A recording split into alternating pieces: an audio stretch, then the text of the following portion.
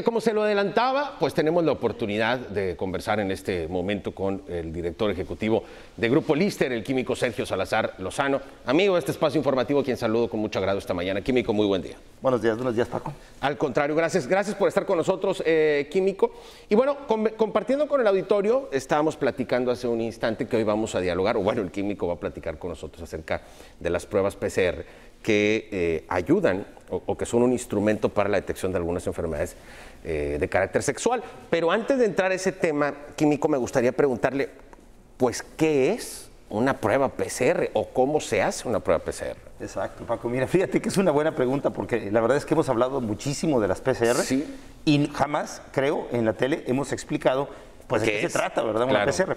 Fíjate, una PCR es un estudio molecular, es un estudio que nosotros hacemos en diagnóstico molecular. Tenemos, de hecho, montados más de 30 PCRs en ese laboratorio, distintas. Y entonces, bueno, este estudio, ¿cómo funciona? Mira, funciona y partimos de obtener ácidos nucleicos que pueden provenir de un virus, el SARS-CoV-2 es un buen ejemplo, pueden provenir de una bacteria, por ejemplo, tuberculosis, pueden provenir incluso de esos ácidos nucleicos de un hongo o del ser humano mismo. Claro. ¿Sí? Entonces, dependiendo de el estudio del que se trate, la PCR básicamente lo que hace es detecta una región dentro del genoma de cualquiera de estos organismos, cualquier organismo, ¿sí? Y hace muchas copias de esa región, pero muchas. Entonces, vamos a suponer que estamos buscando una región que es característica de un virus en particular, o que es característica porque hay una mutación, nos sirve para detectar un tipo de cáncer en particular o algún cambio que puede generar una enfermedad innata en el metabolismo del ser humano, o lo que sea. Entonces, lo que hacemos al hacer muchas copias es el genoma de cualquier organismo, digamos que es muy vasto, es grande, y es como tener una aguja en un pajar, ¿sí? Entonces, yo siempre me gusta explicarlo así. Haz de cuenta que tenemos esa aguja metida en ese pajar y la reacción de PCR lo que hace es, lo tenemos dentro de un granero, uno se sale, cierra las puertas, le pica un botón, por así decirlo, y esa aguja se empieza a reproducir y a hacer copias porque la reacción es cíclica y cada que termina un ciclo se duplica el material. Empezamos con una copia, esa copia después de un ciclo son 2. O sea, ¿le estimulo que se multiplique? Después de otro ciclo son 4, después 8, 32, hasta que al final de que termina la reacción, de una sola copia, obtenemos millones de copias de esa región que nos interesaba detectar. Entonces, si abrimos el granero, como quien dice, se nos vienen las agujas encima, ¿no?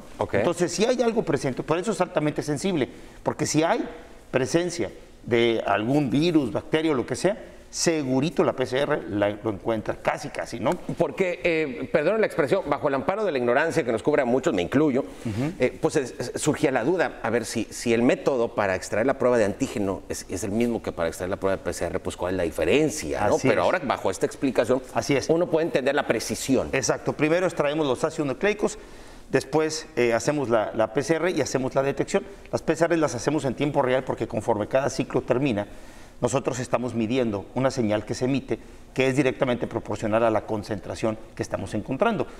Entonces, por eso es que reportamos el CT y por eso es que existen metodologías de PCR como la carga viral que nos van a decir el número de copias de virus que había presente, por ejemplo, que hay presente, ¿no? Esta metodología se replica para casos de enfermedades entonces de transmisión sexual, por virus también. Exactamente. Nosotros lo que hacemos aquí es, tenemos una reacción que hemos montado que detecta simultáneamente 11 diferentes enfermedades de transmisión sexual. Imagino que entre ellas el virus del VIH. El VIH lo tenemos aparte. Este va aparte. Detectamos Neisseria gonorrea, Chlamydia trachomatis, ureaplasmas, micoplasmas, etcétera, etcétera, ¿no? Una serie, 11 distintos agentes patógenos que se transmiten por vía sexual. Ahora, Treponema pallidum, por ejemplo. Ahora, esto es bien importante porque muchos de estos problemas que son de transmisión sexual, primero son altamente prevalentes. Yo quisiera dar un dato importante. En todo el mundo, día tras día, en este momento, está habiendo 1 millón de transmisiones sexuales diarias. 1 millón o más de transmisiones sexuales por día, ¿sí? en todo el mundo. Tremendo, sí. Es tremendo, es una estadística impresionante. Entonces, la verdad de las cosas es que pues, es un problema rampante. Este tipo de agentes infecciosos pues explotan, digamos, pues en la única manera que los seres humanos que nos reproducimos de manera sexual pues perpetuamos la especie, ¿no? O sea, claro, aprovechan esto para pues transmitirse a ellos mismos, ¿no? Y entonces a su beneficio, pero a costa nuestra. Estos problemas, cuando una persona tiene una enfermedad de transmisión sexual, cuando una persona la padece, tiene un riesgo 10 veces mayor, aproximadamente, de padecer una segunda enfermedad de transmisión sexual. Okay. Muchas de estas enfermedades de transmisión sexual tienden a tener síntomas que pueden ser un tanto inespecíficos o comunes entre ellas, ¿verdad? Prurito y muchas cosas por el estilo en la zona genital, anal u oral, ¿no? Y entonces, este tipo de cosas lo que provocan es que clínicamente no sea sencillo a veces diferenciar entre una enfermedad de transmisión sexual u otra, o a veces detectar que se tiene más de una simultáneamente, ¿verdad? Entonces, para esto entra en juego este estudio, porque nos ayuda a detectar de manera simultánea, primero, 11 de golpe, pero además, si hubiera un paciente que tuviera más de una infección de transmisión sexual, esta reacción nos las va a identificar. Puede acotar cada una de las que estuvieran simultáneamente apareciendo. Exacto, apareciendo, ¿verdad? Muy interesante. Esto es muy interesante. Ahora, la detección de estas enfermedades de transmisión sexual en mujeres embarazadas es primordial. Claro. Porque pues, prácticamente todas estas pueden ser transmitidas también al feto, o si no, al bebé al momento del nacimiento. Bien. Y las consecuencias pueden ir desde un aborto, claro, un nacimiento no vivo, ceguera, ¿sí? O complicaciones por neumonía, infecciones oculares, cataratas, etcétera, etcétera, en el niño. Entonces son cosas que no son menores, son de altas consecuencias. Terminan salvando una vida, una prueba de este tipo. Definitivo. Y evitando, aún en casos donde el niño pueda sobrevivir, por ejemplo, el caso de las cataratas, que es un problema que se puede observar, por ejemplo, con treponema pallidum, bueno, pues la calidad de vida pues le va a cambiar rotundamente, ¿no?